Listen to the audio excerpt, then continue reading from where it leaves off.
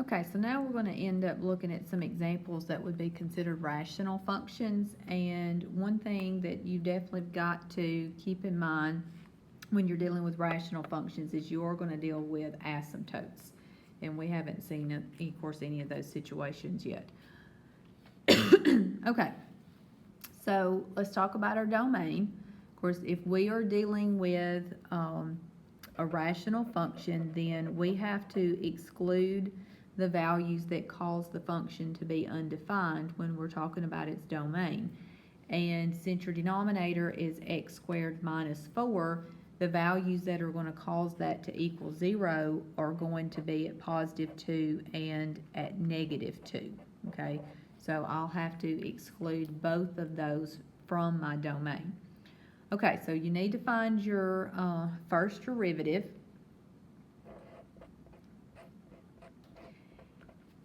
Now, the 2 you can just treat as a constant multiple, or if you want to distribute that through before you start your derivative, you could, but you're going to have to use your quotient rule here. So if you want to take the time to work through and make sure that you can do the first derivative, this is what you should get. Again, I'm just going ahead and writing it just to save time here with the purpose of the videos. Okay, now from your first derivative, then you need to locate your critical numbers, and that's going to be, again, values that cause your first derivative to equal 0 or to be undefined. Now, since we're dealing with a function that's in the form of a fraction, it's going to be equal to 0 when your numerator is 0 and undefined when your denominator is equal to 0. So you're going to set top and bottom both equal to 0. So, of course, 20x equals 0 is going to give you x equals 0. And then if you set your denominator equal to 0, then you're going to end up with the x equal plus or minus 2. Of course, those were the values, that we had left out of the domain. So, technically, these are not critical numbers. I mean, by definition, critical numbers have to be in the domain, but we still need to put those in our in our sign graph, because we can have our graph increasing and decreasing and all that changing on either side. But doing your sign graph now.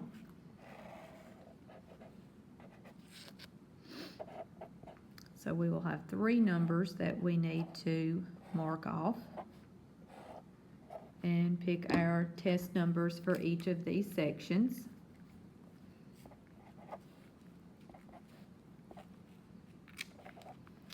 All right, so if I substitute each one of those into the first derivative, then I will get negative, negative, positive, positive, which means this section's decreasing, decreasing, increasing, and increasing, okay?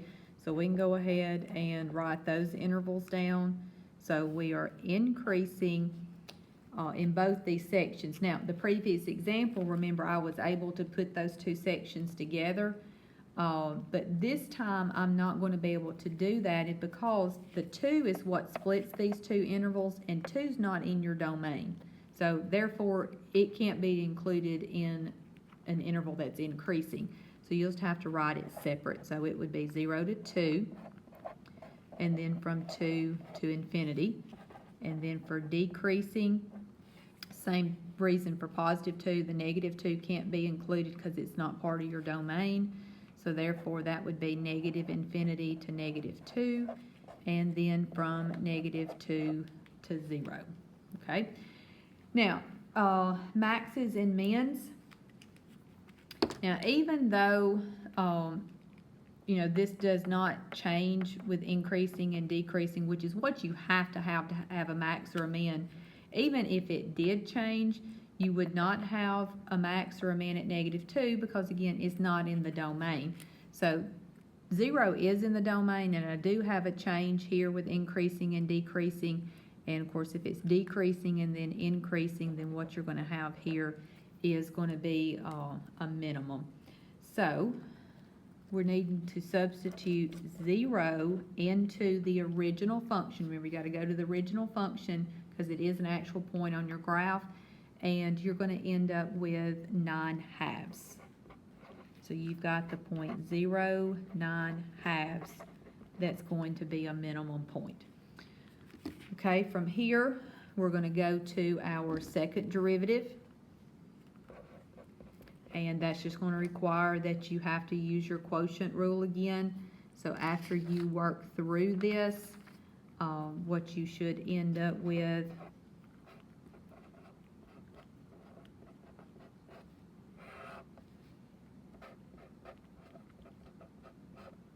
now what I ended up doing, obviously there must have been a common factor of 20 that I had pulled out, and there's also going to be a common factor of x squared minus 4, so there ended up being some canceling that I did from top to bottom. Okay, so here we need to find out what makes it equal 0 and what makes it undefined.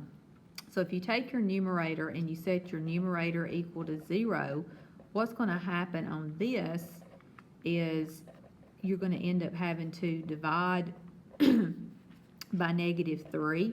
So when you go to take the square root, of course, that's going to end up giving you something that's imaginary, so you're just not going to get anything from that.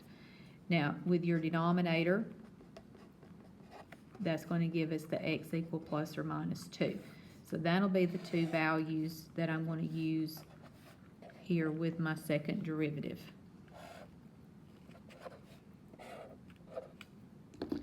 All right, test numbers. So I'm going to use -3, 0, and +3.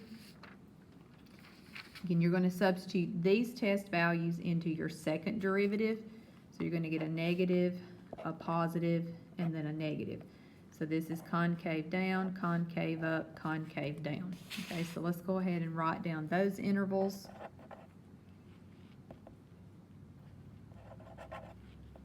So concave up is going to be the middle section, -2 to +2. And then concave down is -infinity to -2. And then from 2 to +infinity. And our points of inflection here, of course I do have concavity that changes here and here, but the two values where my concavity changes, neither one of these values are in my domain, so therefore they cannot be points on your graph. So this one has no points of inflection.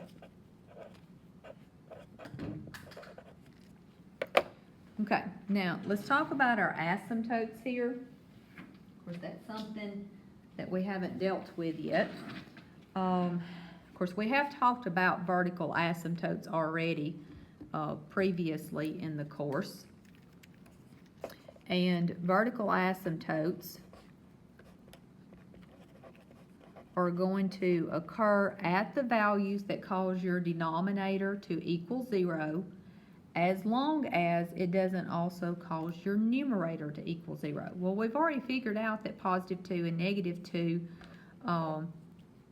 is what's going to make our denominator equal to 0, but we got to check and make sure it also doesn't make the top, and it doesn't. If you were to put 2 and -2 into your numerator, and that's the numerator of the original function, you don't get 0. So you're going to have vertical asymptotes at +2 and at -2. Now, when it comes to your horizontal asymptotes, that's going to go back just to the previous section. Of course, I had already talked about that whenever we were doing the limits at infinity in the previous section, where we were comparing the degrees in the numerator and the denominator. That's actually what you're going to use here to figure out your horizontal asymptotes. So we need to look at your degrees. Now, keep in mind, if you were to distribute this, you would have 2x squared minus 18. All right, so the degree of the top is 2, the degree of the bottom is 2. So when your degrees are equal, remember you're going to take the ratio of the leading coefficients. So my leading coefficient on the top is 2, my leading coefficient on the bottom is 1, so therefore, of course, that's 2 over 1, which would just be 2, okay? Now, in the list, I said you can have a slant asymptote. This one doesn't. I'm going to wait until the next example and give you a lot more detail about the slant asymptotes, okay? So we will talk about that a little bit later. All right, next, we've got to find our x and our y intercepts. Okay, so let's work on that. Now, with an x-intercepts are going to occur when your function is equal to 0. Well, your function's equal to 0 when your numerator is equal to 0. So that's all you've got to do for your x-intercept is just take your numerator, set that equal to 0 and solve it, and you're going to get positive and negative 3. So that would be the 0.30 and negative 30, okay? Y-intercept, of course, we actually have already found it here, but, you know, if you forget that you actually have already found it, you can always, you know, you substitute 0 in for x into the original function, and that's where you're going to end up with y equal 9/2. Therefore, you have that 0.09/2. Okay, so you find x and y intercepts exactly the same way you always have found those intercepts. Okay, so now let's take this information and do a graph.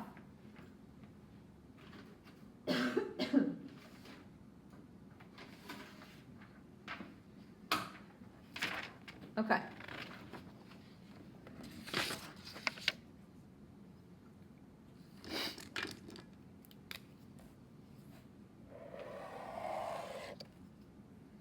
I'm going to put in my asymptotes first of all. I have x equal 2 and negative 2. So we're going to dot those in.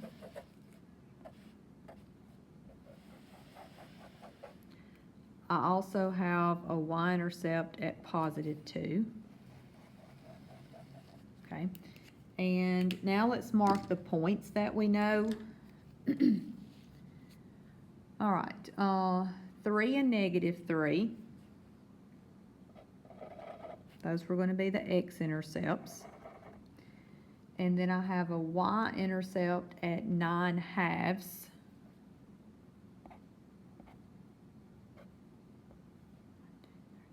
So there's my 9/2. Okay. Now, of course, the 9/2 was also my minimum. So that's all the points that I've ended up with because I didn't have any points of inflection either. Okay, your graph starts over here. If you go to your increasing and decreasing, the negative infinity to the negative 2 has to be decreasing. So it's going to have to be going down. Of course, it's got to come through the x-intercept here. But if you look at your concavity, it's also got to be concave down. Now your graph is not going to go across these asymptotes. So this section will be something like this. Okay, so that's all decreasing and it is also concave down. Now the little section that I have up here at the top though, if you remember, all the way from negative 2 to positive 2 was all concave up, but it was also decreasing, but then it changed and was increasing. So you actually get like a parabola shape in this section. So it decreases and then it increases, but the whole section does have to be a portion that looks concave up, okay? And then this section, you're told that it's increasing. So as you go from left to right, it's going to be increasing, but it's also going to be concave down. You know, it's going to have the downward curve to it, you know, so it would not be holding water. So that's your graph for this example.